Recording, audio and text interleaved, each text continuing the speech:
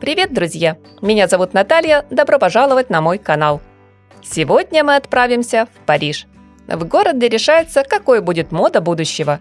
Ведь здесь по традиции состоялась самая насыщенная событиями Парижская неделя с ее громкими дебютами и возвращением к истокам. Хочу заметить, в этом сезоне случилось много чего интересного. Теперь к сдержанной, рациональной, спокойной моде с ее нейтральными оттенками, тихой роскошью и безупречной базой добавилась одежда, что вовсю старается привлечь к себе внимание. На подиумах французской модной столицы вновь появились эмоции. Появилась мечта. Париж оказался гораздо менее про изысканный люкс и гораздо больше про характер. Практически все ключевые бренды двигались в сторону более выразительных силуэтов. Поэтому прямо сейчас, дорогие мои, мы попробуем определиться с самыми топовыми направлениями на предстоящий холодный сезон.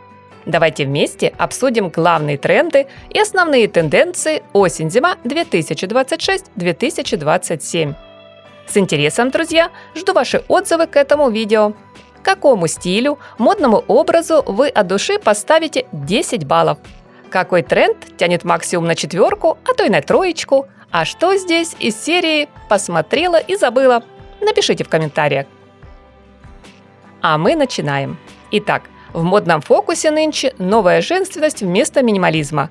После нескольких лет функциональной, практичной базы дизайнеры вернули романтику. На подиумах было много кружева, прозрачных тканей, драпировок и мягких форм. Однако это уже не романтизм 2010-х, а более зрелая, так сказать, интеллектуальная версия современной женственности. Она может быть игривой, иногда даже капризной, но абсолютно осознанной. В ней нет юношеской наивности и беззаботности. Романтика сегодня взрослая. Теперь кружево и прозрачность больше не воспринимаются как украшения. Они становятся языком эмоций. Во время дефиле ткани, собранные в мягкие складки, двигались вместе с моделями словно облака. Шелк струился по телу, мода говорила о настоящих чувствах. Оптимистичный колор-блокинг. Если честно, друзья, на неделе моды в Париже тренд нельзя назвать самым очевидным, но он сегодня в моем личном топе.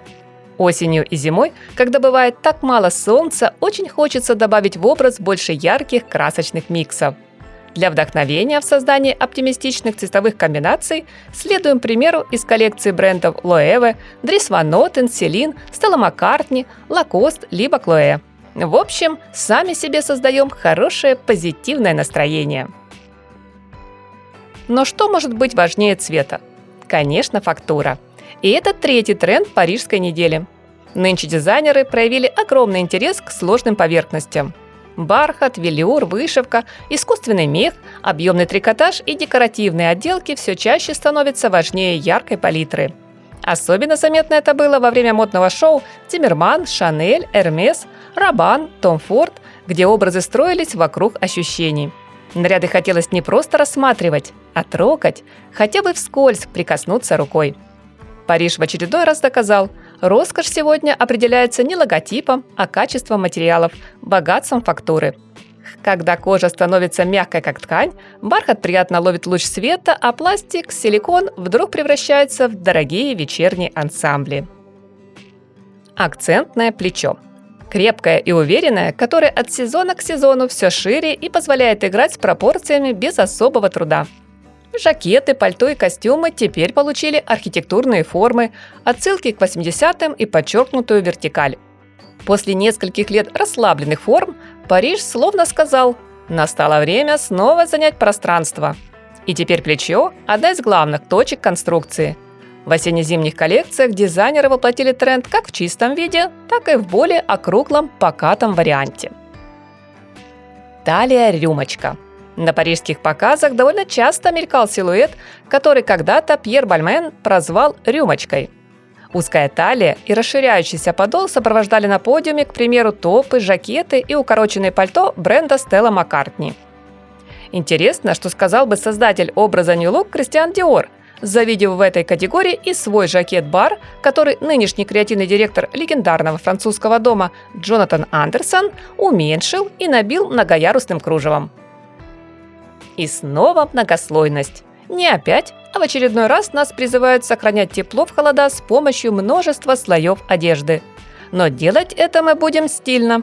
вдохновляясь аутфитами из линейки Шанель, Зиммерман, Габриэла Хёрст, Рабан. Тем более, что данный прием особенно актуален в условиях нашего климата. Плюс это удобно и дает нам возможность комбинировать вещи до бесконечности. Образ получается не гладкий, отутюженный, правильный, а живой, пусть и немного небрежный. Office Core версия 3. Такое название приходит на ум к данному тренду. В очередной раз дополненная и переизданная она появилась на подиуме с мятыми вещами Miu Miu, футуристичными тотал-луками Жан-Поль Готье и пиджаками на одно плечо Acne Studios. А еще в виде очень узких по крою костюмов, брючных или с юбкой, в которых особенно не расходишься. Они будто малы и даже немного жмут. То есть полная противоположность тем, что мы привыкли видеть на подиуме последние лет 10. Следующий в моем списке – тренд на меховые изделия. Этот факт нельзя не заметить. Мех вернулся. Сколько же лет мы с ним то мирились, то расходились. И вот он опять полноправный участник модных показов. Мех снова на подиуме. Если у вас в закромах сохранилась старая шуба, отлично, мы назовем ее «модный винтаж». Однако дизайнеры решили немного заморочиться и дать классике новую жизнь. У Dior плюшевую шубу превратили в элегантный жакет, а шуба Loewe что-то очень похоже на костюм Чебурашки. Но не обязательно делать полный меховой разворот. Достаточно включить в свой гардероб отдельные пушистые детали. Причем абсолютно рандомно. Можно использовать искусственный мех как подкладку, носить в качестве головного убора или палантина на плечах. Можно сделать выбор в пользу теплой верхней одежды с меховыми рукавами. Но чаще в новых коллекциях мех был замечен в образах как отдельная деталь наряда – акцентный воротник. Как говорится, в малых дозах, но с огоньком. Модный трикотаж. Стоит ли сегодня называть его трендом? Думаю, да. Хотя трикотажный бум случился очень давно, а все благодаря неподражаемой Сони Рикель, которая вдохновила в него жизнь, шарм и французскую дерзость. Наша любовь к трикотажным вещам точно надолго. В этом сезоне дизайнеры не только работали с базой, но и добавили немного фантазии. Они поиграли с объемами, цветом, длиной, закрутили с асимметричным кроем, поэтому смело выбираем от более скромной одежды до авангарда. Металлическое сияние. Этой осенью блеск появился на подиуме не как вечерний эффект, а как часть повседневного образа. В коллекции дома моды Шанель он есть в твиде, у Dior почти растворяется в вышивке, у Стелла Маккартни холодное серебро превращается в ткань. В линейке Рабан свет собирает расшитые поверхности и прозрачные фактуры, через которые мерцают кристаллы. У Луи Виттон и Ланван замечены металлизированные, более плотные материалы с холодным свечением. Акрис оказался щедрым на золото. Флористические мотивы. Цветочная тема давно перестала быть главной только в коллекциях на теплый сезон. Теперь и в гардеробе на осень можно встретить немало нарядов, что словно сошли со страниц ботанического атласа. На платьях будто высадили луга с полотен Мане. На кружевных топах расцвели крупные астры, рубашки и блузы покрылись алыми и черными розами, а блестящие кардиганы и даже обувь очаровательными разноцветными маргаритками. Глубокая палитра оттенков. В отличие от упомянутых ранее красочных миксов, эта тенденция совсем о другом. Отлично работает на контрасте с яркой одеждой и хорошо подойдет для нашего женского настроения, которое может меняться в течение дня хоть 100 раз. Наверняка у каждой из нас бывают моменты, когда хочется отдать предпочтение глубоким насыщенным тонам. Дизайнеры в этом вопросе подсуетились и выдали на гора немало достойных внимания образов в темном зеленом, синем, винном, бордовом, шоколадном, табачном. Теперь немного, друзья, давайте поговорим о модных аксессуарах. Казалось бы, мелочь, но внимание привлекает, порой кардинально меняя характер, стиль нашего образа. Как, скажем, эффектно повязанный на шее кожаный бант вместо традиционного галстука в деловом брючном костюме от Givenchy. Есть еще иной вариант – серьги, броши, колье в виде произведения искусства. Ну или реверанса в его сторону. Массивные, заметные, со множеством деталей и смыслов. Подобные вещицы найдем в осенне-зимней линейке Saint-Laurent, Givenchy, Rabanne и McQueen. Из модных сумок, о которых я планирую сделать отдельное видео, лично мне больше всего запомнились меховые модели. В принципе, мохнатый аксессуар уже давно превратился в базу для повседневного гардероба на холодный сезон. Однако последние пару лет налицо настоящая меховая истерия.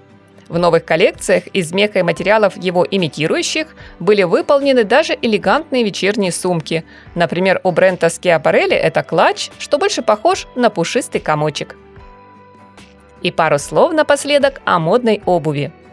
Полный обзор носибельных и не очень трендов, друзья, в скором времени будет на моем канале. А пока лишь отмечу сапоги-чулки. На шоу Селин они виднелись из-под укороченных и расклешенных брюк и блестящих прозрачных платьев.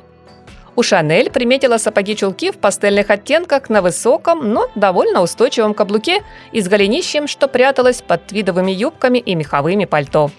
А также модели от Acne Studios из тонкой замши и кожи с чуть приподнятым острым носком.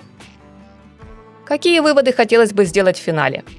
Подводя итог, можно сказать, что сегодня Париж окончательно обозначил конец эпохи абсолютного минимализма, на смену которому приходит выразительность и желание заявить о себе. Сегодня, когда мир переживает период неопределенности, когда реальность становится сложной, люди начинают искать красоту. Дал ли нам эту красоту Париж? Думаю, да.